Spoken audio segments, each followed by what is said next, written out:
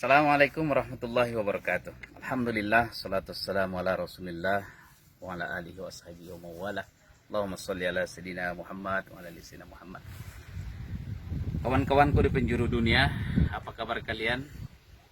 Melalui tayangan ini saya ingin menyapa dan mendoakan kalian. Mudah-mudahan Allah Subhanahu wa taala senantiasa melimpahkan rezeki yang berlimpah kepada kalian, sehat walafiat dan terhindar dari wabah virus corona yang menakutkan ini.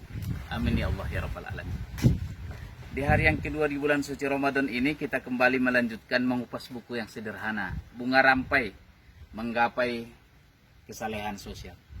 Bunga Rampai keempat dari kumpulan-kumpulan tulisan saya yang diterbitkan di Hikmah Republika.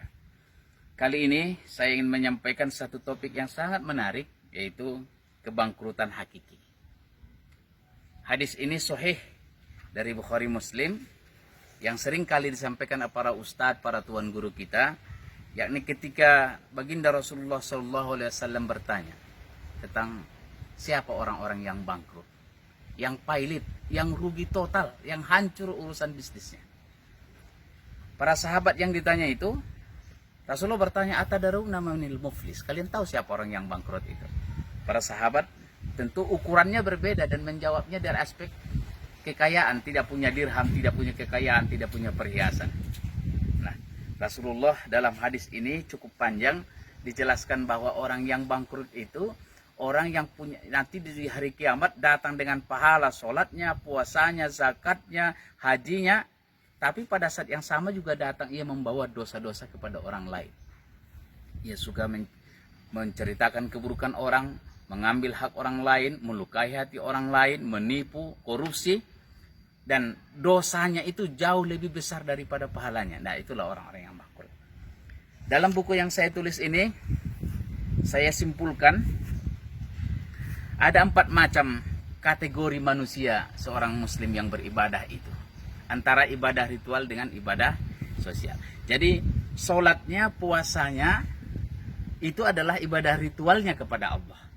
Tapi hubungannya kepada orang lain, perilakunya, akhlaknya, itu adalah ibadah sosial. Makanya ada 4 kategori saya sebutkan di sini. Yang pertama, ada orang yang bagus ritualnya dan bagus sosialnya. Dan inilah orang yang beruntung, inilah yang kedudukannya paling tinggi. Bagus ritual dan bagus sosialnya. Baik hubungannya kepada Allah melalui ibadah ritualnya, dan bagus pula hubungannya dengan sesama manusia. Dan ini yang paling tinggi. Dan inilah kalau di bulan Ramadan, inilah puncaknya orang-orang yang bertakwa itu. Orang-orang bertakwa itu berarti ibadah ritualnya bagus, ibadah sosialnya bagus. Dan ini saya sebut dengan orang-orang yang beruntung. Seorang yang beramal ritual dengan baik dan beramal sosial yang baik pula.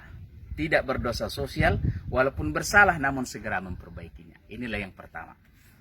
Yang kedua, ada orang yang bagus ritual namun buruk sosialnya. Sholatnya panjang dan banyak, tahajudnya juga dalam sampai berbekas jidatnya.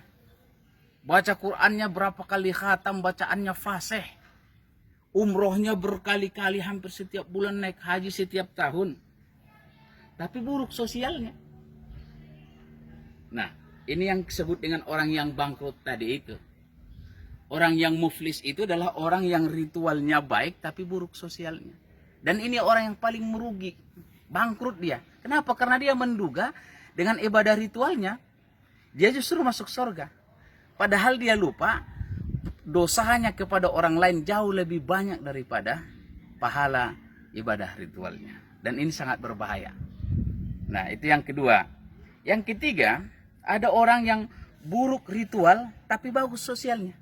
Ini ada juga di tengah masyarakat kita, ritualnya buruk, tapi sosialnya bagus. Nah, ini saya sebut dengan orang yang tertipu. Artinya seseorang yang tidak menjalankan ibadah ritual kepada Allah, akan tetapi amal sosialnya bagus. Sholat enggak, puasa juga tidak, bayar zakat tidak, umroh tidak, berzikir tidak, tahajud tidak. Tapi kalau urusan berderma, menolong orang yang susah,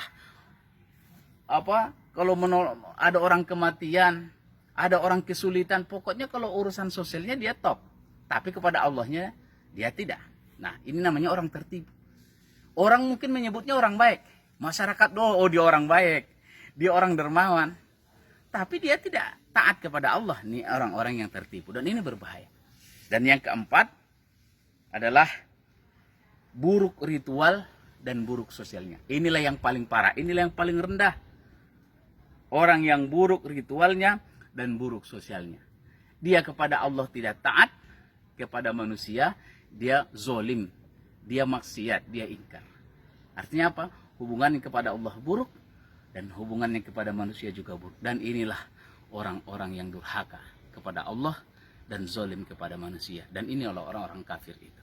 Mudah-mudahan melalui ibadah bulan Ramadan ini kita terhindar dari keburukan kita secara sosial. Karena ibadah puasa adalah upaya kita membaguskan ritual kepada Allah, dan buahnya adalah ibadah sosial kita di tengah masyarakat.